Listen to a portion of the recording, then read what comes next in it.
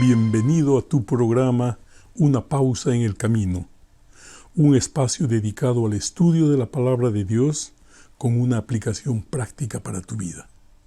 Mi nombre es Antonio García y te saludo desde Los Ángeles, California.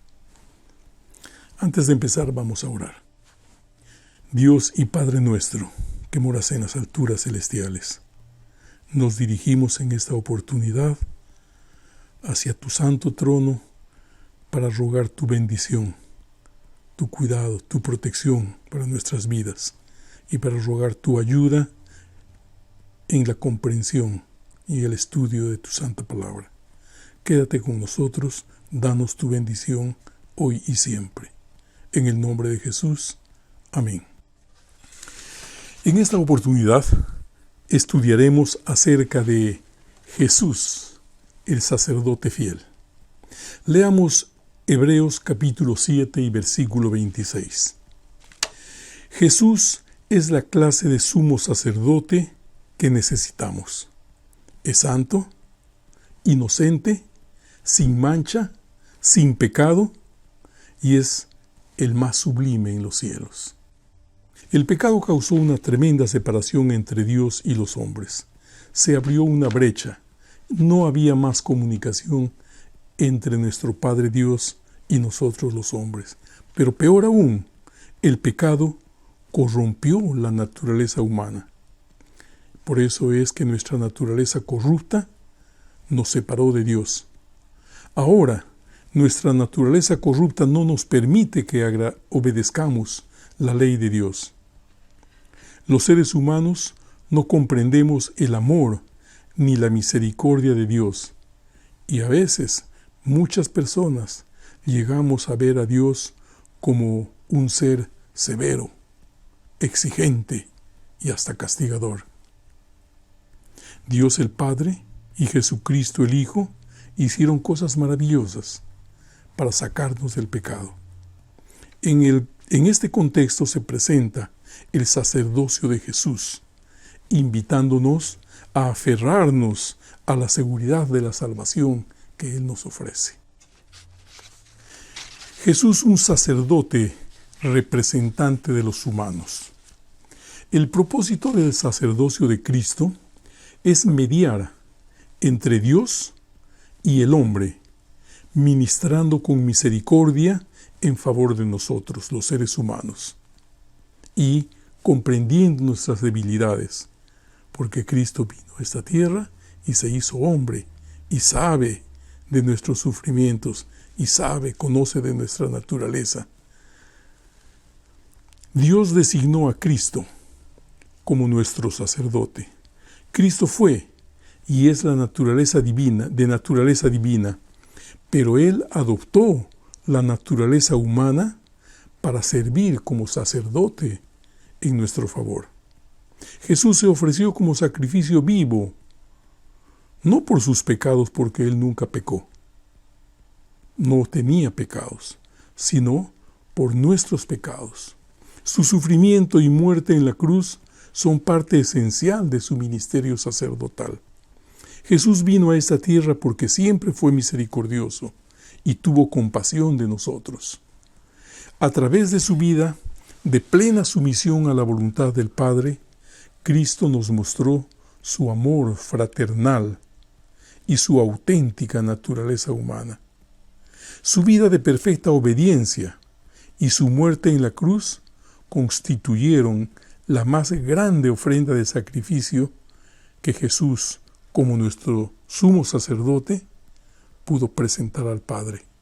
Ahora nosotros tenemos el rol sagrado de ser parte de ese real sacerdocio formado por Cristo mismo, y podemos mostrar el amor de Cristo al mundo. Que Dios nos bendiga en esta tarea. Pero ¿quién era Melquisedec? Porque Cristo, dijimos, que pertenecía al linaje de Melquisedec. Melquisedec fue un rey y fue un sacerdote. Era superior a Abraham.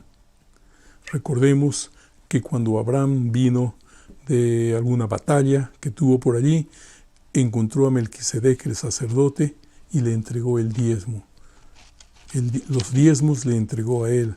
Se hizo sumiso a Melquisedec, reconociendo que Melquisedec era superior que el mismo Abraham. Jesús no fue sucesor de Melquisedec. Sin embargo, el sacerdocio de Cristo fue similar al de Melquisedec. Jesús, a diferencia de Melquisedec, no tuvo pecado alguno. Pero Melquisedec, como humano, él sí fue un hombre de pecado. Melquisedec no fue una encarnación de Jesús. Melquisedec tampoco fue un ser celestial. Melquisedec fue un miembro del ministerio sacerdotal de Cristo. En resumen, podríamos decir que Melquisedec fue un rey sacerdote cananeo de aquella tribu no bien vista por aquel entonces, que sirvió como una tipología, más diríamos como un símbolo de Cristo para su época. Fue Cristo quien habló mediante Melquisedec. Melquisedec no era Cristo, sino la voz de Dios en el mundo de su época.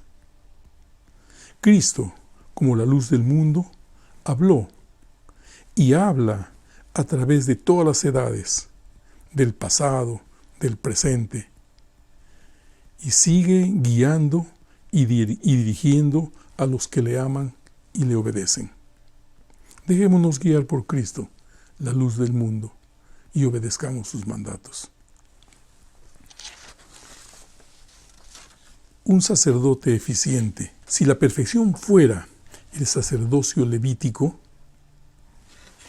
porque bajo él recibió el pueblo la ley, ¿qué necesidad habría de que se levantase otro sacerdote según la orden de Melquisedec y no fuese llamado según la orden de Aarón?